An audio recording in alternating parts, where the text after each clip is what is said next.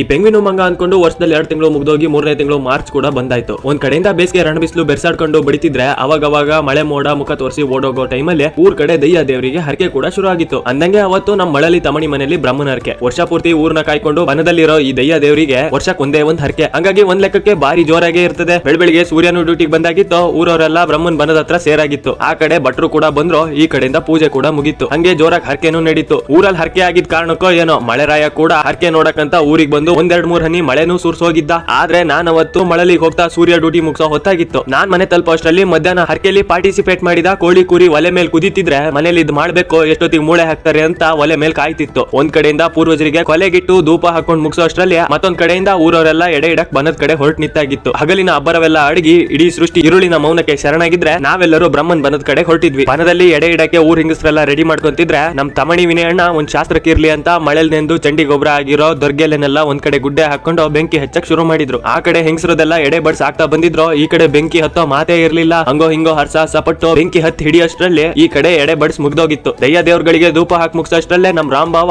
ಗುಮ್ಮನ್ ಕರ್ದು ಒಂದ್ ಕೆಲಸ ಮುಗಿಸಿದ್ರು. ಕೊನೆಗೆ ಪೂಜೆನೂ ಮುಗಿತು. ದಯ್ಯ ದೇವ್ರಿಗಿಟ್ಟ ಎಡೆ ನೈವೇದ್ಯನ ವೀಣಕ್ಕ ಎಲ್ರಿಗೂ ಪ್ರಸಾದ ಅಂತ ಬಡ್ಸಕ್ ಶುರು ಮಾಡಿನೂ ಆಗಿತ್ತು. ಭಾಸ್ಕರಯ್ಯ ಟಿವಿಲ್ ಬರ್ತೀನಿ ಅನ್ಕೊಂಡ್ ಕ್ಯಾಮ್ರಾ ಒಳ್ಳೊಳ್ಳೆ ಫೋಸ್ ಕೊಡ್ತಿದ್ರೆ ಉಳಿದವರು ಪೂಜೆ ಪ್ರಸಾದ ತಿನ್ನೋ ಗಡಿ ಬಿಡಿಲಿದ್ರು. ಆದ್ರೆ ನಮ್ ಮೂರ್ ತಣ್ಣ ಅಂತೂ ಕ್ಯಾಮ್ರಾ ನೋಡ್ಕೊಂಡು ಈ ಹುಡುಗರು ನನ್ ವಿಡಿಯೋ ತೆಗೆದು ಎಲ್ಲೆಲ್ಲ ಹಾಕಿ ನನ್ ಮರ್ಯಾದೆ ತೆಗಿತಾರ ಅನ್ಕೊಂಡು ಓಡೋ ಗಡಿ ಬಿಡಿಲಿದ್ರು. ಹಂಗೋ ಹಿಂಗೋ ಬನದಲ್ಲಿದ್ದ ದಯ್ಯ ದೇವರಿಗೆ ಎಡೆ ಇಟ್ಟು ಪೂಜೆ ಮುಗಿಸಿ ಪ್ರಸಾದ ತಿನ್ಕೊಂಡು ಮನೆಗೆ ಬರೋಷ್ಟ್ರಲ್ಲಿ ಸುತ್ತಲೂ ಸದ್ದಡಗಿ ಕಾಲದ ಹೆಜ್ಜೆ ಸಪ್ಪಳವು ಕೇಳದಷ್ಟು ನಿಶಬ್ದ ಆವರಿಸಿದ ಕತ್ತಲ ಆಕಾಶದಲ್ಲಿ ಕಣ್ಣುಗಳಾಗಿ ನಕ್ಷತ್ರಗಳು ಮಿನುಕ್ತಿದ್ರೆ ಚಂದ್ರ ದಣಿದು ಮೋಡದ ಮರೆಯಲ್ಲಿ ತೂಕಾಡಿಸೋ ಸಮಯ ಆಗಿತ್ತು. ಮನದಲ್ಲಿ ಎಡೆ ಉಂಡಾಗಿದ್ರು ಹೊಟ್ಟೆ ಹಸಿತಾನೆ ಇತ್ತು. ಮನೆಗ್ ಬಂದು ಕೈಕಾಲ್ ತೊಳ್ಕೊಂಡು ಮನೆಯೊಳಗೆ ಬರೋಷ್ಟ್ರಲ್ಲಿ ಮಸಾಲೆ ಗಮಲು ಮನೆ ತುಂಬಾ ಹರಡಿ ನಾಲಿಗೆ ಮೇಲೆ ರುಚಿಯ ನರ್ತನ ಶುರು ಆಗಿತ್ತು. ಬೆಂಕಿ ಕೆಂಡದಲ್ಲಿ ಬೆಂದ ಮಾಂಸದ ತುಂಡುಗಳ ಘಮ ಹಸಿವಿನ ಕಿಚ್ಚನ್ನು ಹೆಚ್ಚಿಸುತ್ತಿರುವಾಗ್ಲೇ ಮುಂದೆ ಬಾಳೆ ಎಲೆನೂ ಬಂದಾಗಿತ್ತು. ಬಾಳೆ ಎಲೆಯಲ್ಲಿದ್ದ ಕಡುಬು, ಕುರಿ, ಕೋಳಿ ಪದಾರ್ಥಗಳು ಹಾಗೂ ಕೈಗೆ ತಗುಲಿದ ಘಮ ಕಂಠದವರೆಗೆ ಇಳಿದು ಪ್ರತಿ ತುತ್ತಿನಲ್ಲೂ ಸ್ವರ್ಗದ ಸವಿ ಕಾಣಿಸಿತ್ತು. ಒಟ್ನಲ್ಲಿ ಊಟ ಮುಗಿಯೋಷ್ಟರಲ್ಲಿ ವರ್ಷ ಪೂರ್ತಿ ಊರನ್ನು ಕಾಯುವ ಊರಿನ ಬನದ ದೇವರ ಹರಕೆ ಸಂಭ್ರಮ ಕೂಡ ಮುಗಿದಿತ್ತು. ಒಟ್ಟಾರೆ ಈ ದಯ್ಯ ದೇವರ ಹರಕೆ ಹಿಂದಿನ ಉದ್ದೇಶ ಏನೇ ಇರಲಿ, ಆದ್ರೆ ಆ ದಯ್ಯ ದೇವರ ಬನಗಳಿರೋದ್ರಿಂದನೇ ಮಲೆನಾಡಿನ ಪರಿಸರದಲ್ಲಿ ಕಾಡು ಹಾಗೂ ಮಲೆನಾಡಿನ ಮನೆಗಳಲ್ಲಿ ಸಂಬಂಧ